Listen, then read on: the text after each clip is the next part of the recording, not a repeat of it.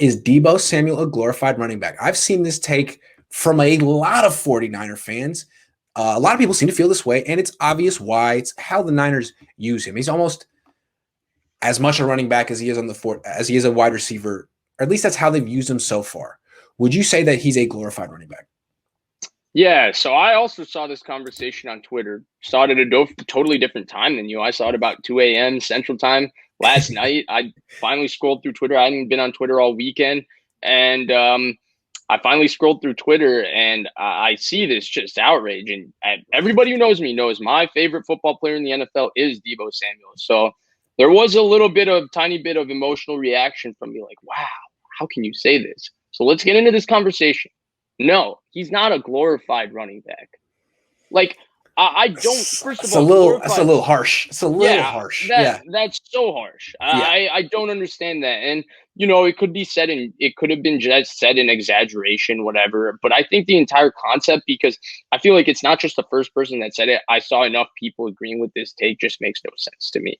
Like, glorified running back. He's built like a running back. He could play running back, but the reason he's a wide receiver is because he can do that too. I mean, he's fast. Unbelievably explosive off the start. He's unbelievably explosive off the line of scrimmage. There aren't that many people that have his ability to change direction and explode off the line of scrimmage quickly. If you want the best example of Deebo Samuel's ability at the line of scrimmage, please. I mean, I think Senior Bowl one-on-one highlights are available on YouTube. Yeah. Go watch what he did to Rock Ya-Sin in the Senior Bowl. It was bad. He abuses Rock Ya-Sin, who was picked 33rd overall. He was picked before Deebo Samuel by everybody's favorite GM, Chris Ballard. True. Who Matt Eberflus, they play a system where their corners play at the line of scrimmage.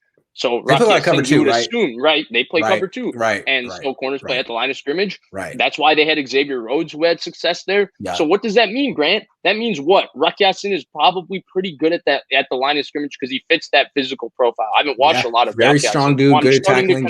Right. I'm starting to connect dots here. Deebo Samuel killed him. I don't know any running back that's killing Rock Ya-Sin the way Deebo Samuel did at the line of scrimmage. And Deebo Samuel has really worked other, like Shaquille Griffin. Yeah, who's a very highly paid corner.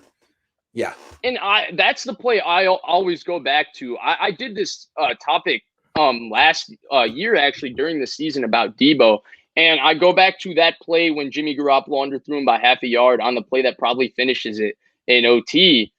Deebo Samuel just straight up beat Shaq Griffin with just speed down the field, right? It was a straight go route, and Deebo Samuel just straight beat him, and that's where like you don't. First of all, you have to be a very good receiver to beat starting caliber cornerbacks on straight go balls, right? Like not every receiver does that. Like it's very difficult because that's literally I'm a better athlete than you on the outside and I'm going to beat you. And that's what Deebo Samuel did. And he created half a yard of separation. Then he beat Shaq Griffin on a corner out. He had his way with Shaq Griffin both times they play him. Go back and watch the second Arizona game, what he did to Patrick Peterson. He abused Patrick Peterson. So Deebo Samuel, to me, that argument doesn't make sense. Then you want to go back to usage, right? Like, sure, is he used often in a more unconventional sense than wide receivers? Yeah. But why does that change anything? Why does that change anything? Yeah. Like, how does it make you – and this is where I don't get it. Are you a worse receiver if you get 120 yards catching it's the same thing in basketball? Like you have to have the pull-up mid-range game, or you're not a complete basketball player. Like, shut up. There's a million ways to play. There's a million ways to play wide receiver. You don't have to be Kobe Bryant to be a great basketball player. You don't have to be a great scorer. You don't have to be freaking AJ Brown to be a great wide receiver. There's no right way to play the game. Even AJ Brown, if you go back and look at AJ Brown's, like obviously Deebo Samuel lives off of digs, he lives off of drift routes, and he lives then off of, behind the line of scrimmage theatrics. If you go look at AJ Brown's production, especially his first year, his rookie season, this is a secret, Grant.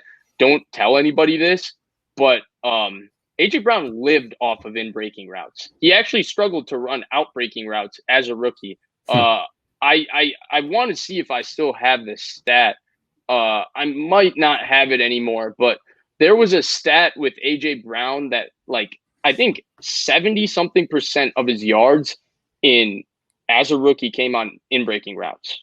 Well, what does Deebo Samuel is a very good runner of digs. He's a very good runner of the drift. I mean, drift concept, very famous in Shanahan's concept, in Shanahan's offense. Well, the drift concept's also really, really popular in the Arthur Smith offense. They lived off of that play action, and Tannehill was really, really good at throwing that route to A.J. Brown. So there's another point of this. And then going back to this entire point of, is he a glorified running back? Like you went to the conversation, you said basketball, you have to have this pull-up mid-range jumper.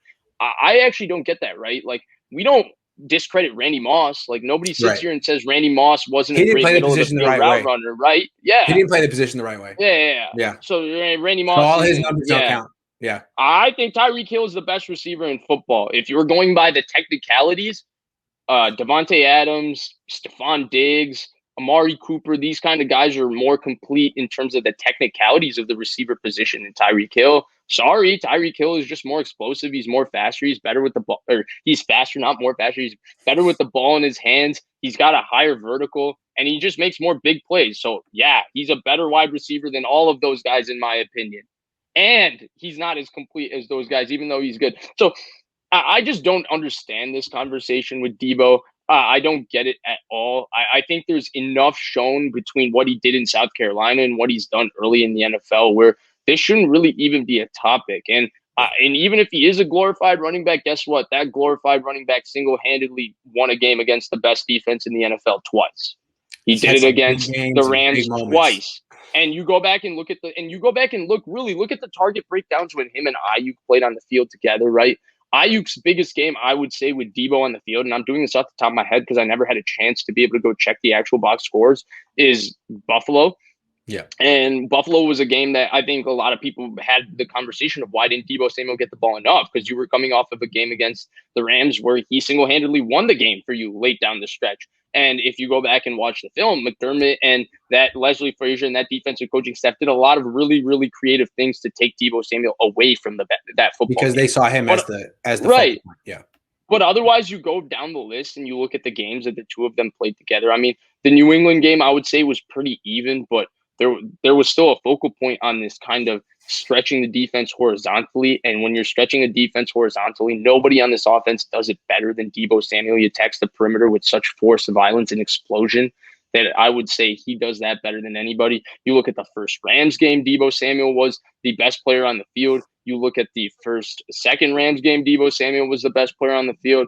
The Dolphins game, nobody really did anything. You go down the list. Even the Washington game where Brandon Ayuk had a very good game, and they lost because of 2 turnovers. Well, their game plan went out the window when Deebo Samuel injured his hamstring on the first play of the game. So I don't understand this. I didn't understand this conversation. I don't like it as a Deebo fan. It makes no sense to me.